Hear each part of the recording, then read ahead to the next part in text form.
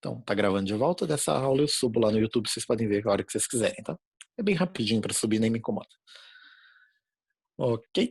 Não foi igual aquela primeira semana que a gente teve aula que para subir uma aula no YouTube demorou 4 horas, porque eu gravei em uma qualidade extremamente alta. Não, agora demora 10 minutinhos. Pessoal, então foi contato com superfícies. O que a gente pode falar agora é iglu. Então, o que é um iglu? O iglu é uma casinha de gelo, né? Ela é usada pelos povos do norte do planeta. Então, ela é feita de gelo, assim. Que bonitinho. Se você assistiu o desenho do Pingo, você lembra que ele morava num iglu, o que não faz sentido nenhum, porque pinguim é do Polo Sul e iglus são do Polo Norte, né? Beleza? Assim como também não faz sentido você ter o urso polar perto de pinguim, porque um é do lado do planeta, outro é do outro. Então a gente fala que o iglu são dos povos esquimós. Esquimó é uma palavra que é depreciativa para eles, tá? Então eles gostam de chamados de povos inuites. Bom, pessoal, então por que o iglu é eficiente? Pensa que do lado de fora a temperatura estaria menos 30, menos 40. Dentro do iglu, ele é feito de gelo. O gelo, ele é um bom isolante térmico. É claro que lá dentro não pode estar 50, né? Não tem como, porque senão o gelo derreteria. Mas lá dentro, a temperatura pode estar, por exemplo, 0 ou 5. Né? Se tiver 5 graus Celsius lá dentro, já é bem quente comparado com menos 30 que está do lado de fora. Então o iglu ele se torna bem eficiente. O iglu não é uma casa, tá? O iglu é mais uma cabana. Então eles não usam iglu para morar, é uma casa. Senão todo verão eles teriam que refazer a casa, né? Então o iglu ele é mais uma cabaninha quando essa galera vai viajar ou vai caçar ou fazer alguma coisa desse tipo, né? Beleza? Então eles fazem essa casinha feita de gelo aqui. Não é bem gelo, tá? É mais neve compactada. Neve compactada é diferente de gelo. Vocês já viram gelo, ele tem pouco ar no interior. Já a neve compactada tem bastante ar. Por isso que a neve compactada é branca, enquanto o gelo é transparente. Né? Belezinha, pessoal? Tranquila a ideia do iglu? Bem molezinha, né? Bem interessante a ideia. Bom, e por último, eu falei para vocês sobre coberta, né? Sobre por que a gente usa coberta, que ela tem que ser um isolante térmico e tal. A ideia da roupa é basicamente a mesma coisa, tá? Quanto mais grossa for a sua roupa, maior a grossura dela, a espessura, mais difícil vai ser passar o calor, quanto mais isolante ela for, né? Então, se ela for de lã ou e tiver muito ar no interior dela, né, vai ser melhor ainda. Se ela for muito fina e muito colada na sua pele, ela vai permitir que o calor passe para fora mais rapidamente, beleza? Então, eu pessoalmente não uso legging porque o calor passaria para fora muito rápido, beleza?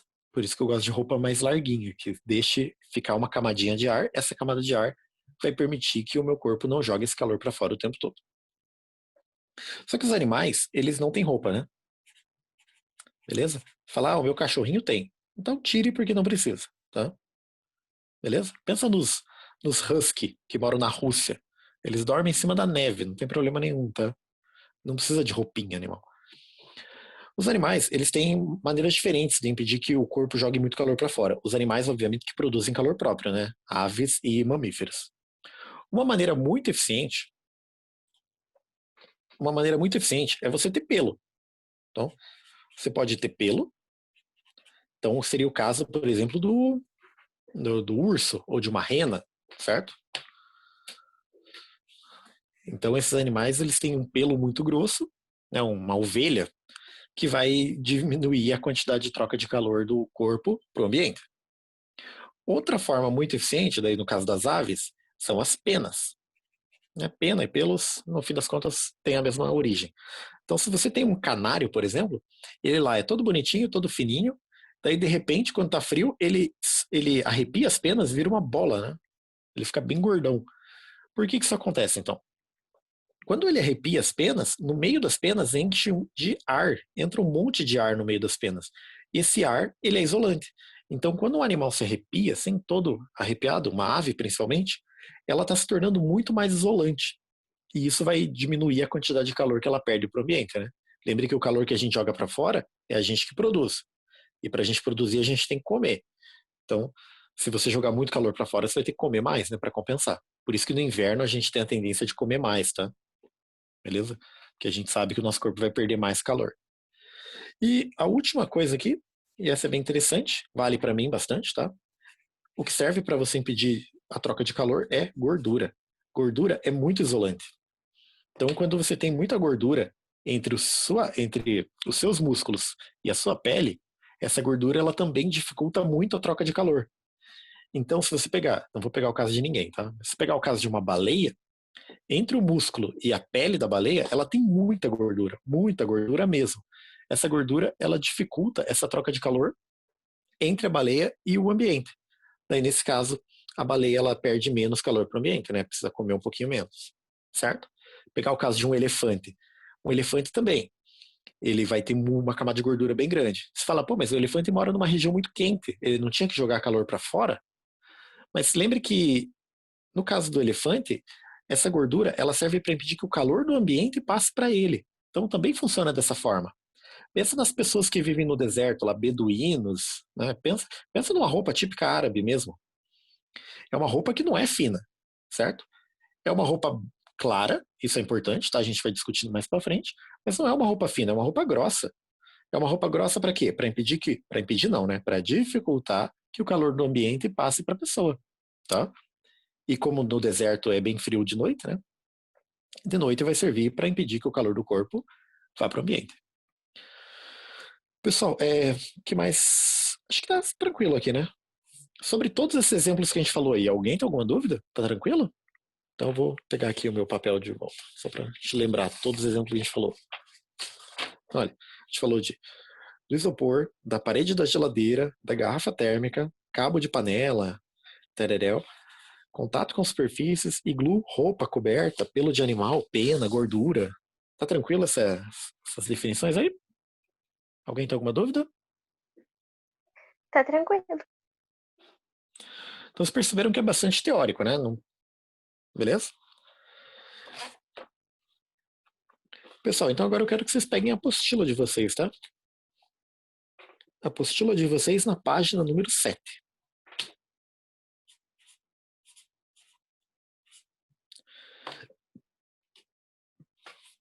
Então aqui, ó. Na página número 7 a gente tem atividades.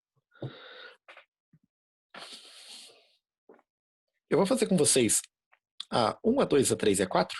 Daí a 5 e a 6 são de conta e a gente vai fazer essa parte de conta quarta-feira, tá? Isso daí virando aqui já tem, virando a página já tem outro processo de troca de calor que a gente vê na próxima aula. Na semana que vem, quer dizer. Então, quem tá sem apostila, acompanha, né? Obviamente eu vou ler as atividades aqui. E se vocês quiserem, vocês podem dar uma olhada no site depois, né? Lá no Positivo. Mas é importante que vocês peguem a apostila o mais rápido possível, pessoal, lá na escola, tá? Então eu vou fazer com vocês aqui e daí a gente coloquei um marcador para a gente ir lá para o final fazer mais uma, tá? Eu não vou deixar atividade de casa hoje, tá? Beleza? Porque essa parte é só teórica, né? Só presta atenção mesmo. Então, questão número 1. Consulta a tabela de coeficiente de condutibilidade térmica vista anteriormente, tá aqui do lado, tá? Essa tabela aqui. E responda, qual é o melhor condutor e o melhor isolante térmico entre os materiais apresentados? Então, olhando aqui, nessa tabelinha, qual que é o melhor. Primeiro ele pergunta qual é o melhor condutor. Então, o melhor condutor é o que vai ter a maior condutividade térmica, tá? Se a gente olhar aqui, ele dá o valor do coeficiente de condutibilidade térmica. O que tiver o maior quer dizer que conduz mais calor. Olhando aqui, né, tá na ordem, então o maior condutor é o cobre. Então, não era para fazer isso, J. Então, posso colocar aqui, condutor, o melhor condutor é o cobre. Então, obviamente que o melhor condutor seria o metal, né? Não faz nem sentido pensar em outra coisa. O melhor condutor tem que ser o metal. E qual é o melhor isolante? Então, lembre que isolante não isola, ele dificulta. De acordo com a nossa tabelinha aqui, o melhor isolante, ele fala ar seco em repouso. Então é o ar, né? Como eu falei para vocês, o melhor isolante é óbvio que vai ser um gás. Tudo bem? Tranquilo, pessoal? Bem simplesinho, né? Eu quero que vocês vejam uma coisinha bem, bem interessante aqui nessa tabela, que é o seguinte. A gente tem o isopor como 0,025 e o ar seco 0,022. Então veja que o isopor é praticamente tão bom isolante quanto o ar, tá? Por que isso? Porque o isopor é praticamente só ar, tá? E se você for olhando aqui, você vai perceber que na hora que chega em metais, olha, você vai aumentando os valores. Ar seco, depois isopor, lã, algodão, fibra de vidro, vai aumentando os valores. Gelo, telha de barro. Telha de barro é 1,14. Daí quando passa para o metal, zinco, aumenta para 96. Ele dá um pulo gigantesco. Então os metais eles são muito condutores, tá? Muito bons condutores. Enquanto que os outros materiais aqui são muito isolantes, né? Certo? Bom, tranquila essa questão, né? Alguma dúvida? Podem falar, gente. Se tiverem dúvida aí, vão falando comigo. Deixa eu tomar um golinho d'água.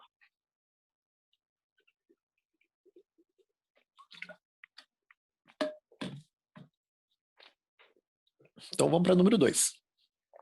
Questão número 2 fala assim: complete a frase com a palavra entre parênteses que dá sentido à informação. Então, letra A. Os valores de condutividade térmica sugerem que os metais são bons ou maus condutores? Bom, sugere que os metais são bons condutores, né? Alguns animais durante o inverno eriçam é arrepiam, né? Seus pelos para reter ar, pois este é um bom isolante ou condutor? Bom, o ar é um bom isolante. Isolante térmico. Haja vista a sua alta ou baixa condutividade. A sua baixa, né? O ar é um baixo condutor. Ele é um mau condutor. Pessoal, alguma dúvida aí? Tranquilinho? Tudo certinho?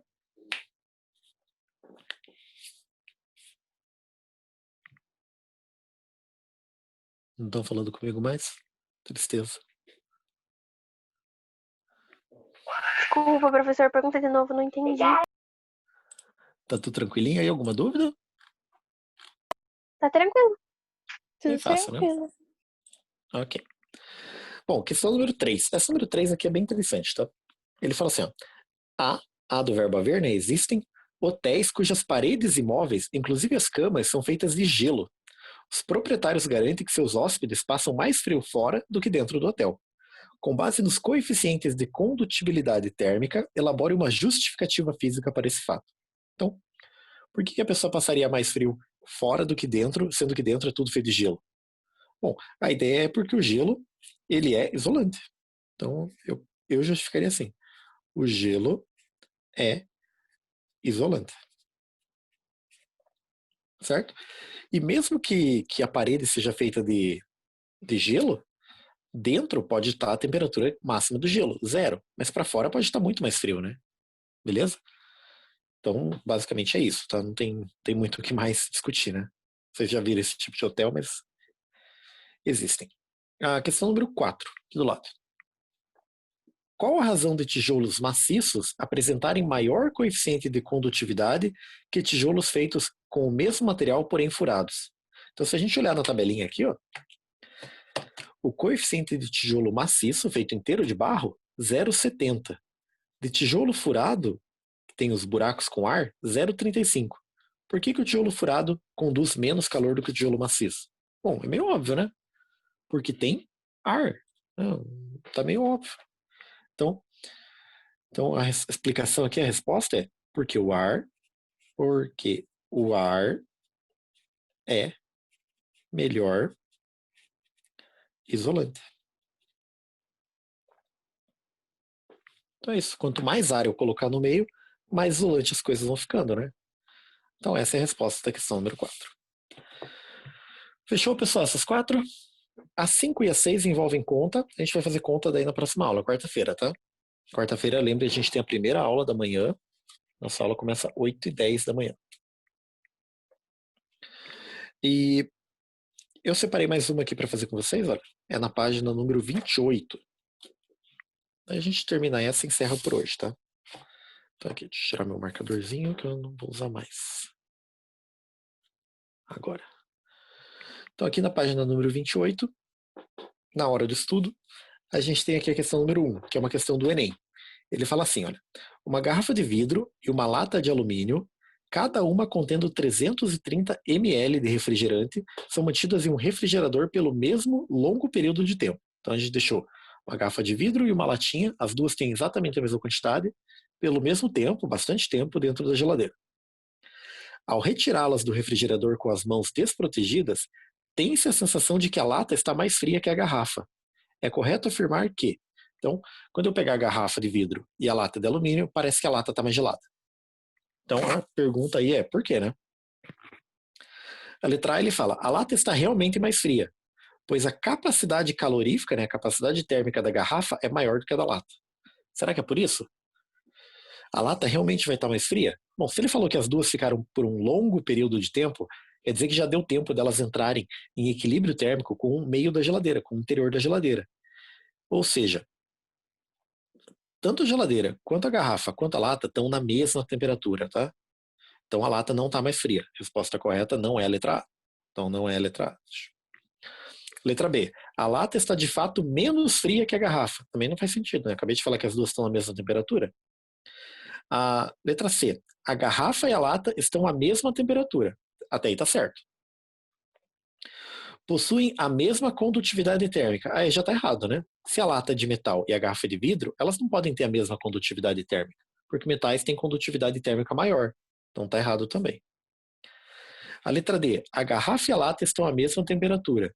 E a sensação é devido ao fato de que a condutividade térmica do alumínio ser maior que a do vidro. Então, perfeito. É a letra D a resposta correta. Então, eu acho que a minha sensação é de que o alumínio está mais gelado do que o vidro, porque o alumínio é o melhor condutor, né? Ele conduz mais o calor da minha mão para ele, mais rapidamente. Por isso parece que ele está mais frio. E a letra E, que obviamente está errada, né? A garrafa e a lata estão na mesma temperatura e a sensação é devido a de quê? O fato de que a condutividade térmica do vidro é maior do que a do alumínio. Não, o do alumínio é maior. Metais têm condutividade maior, são mais condutores. Fechou então, gente? Beleza?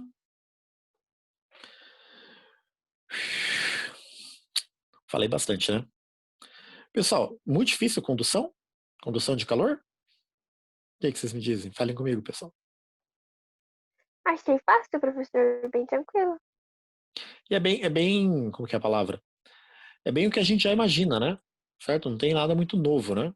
A gente só tá deixando mais, de uma forma mais científica, o que vocês já sabem, que é o padrão mesmo, né? Pessoal, então nessa segunda aula eu preciso que vocês também coloquem o nome ali no chat.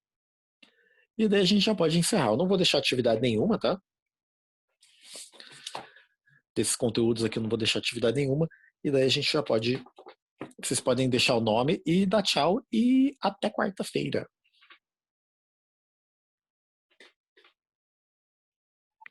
Tchau, professor, até. Boa semana. Falou, Tchau, professor. pessoal. Até Tchau, quarta-feira. professor. Tchau. Até. Tchau, tchau, pessoal.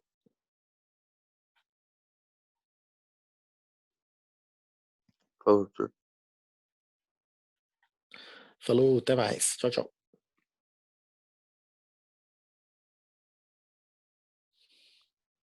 Falou, professor. Até mais. Falou, cara, até mais. Tchau, tchau.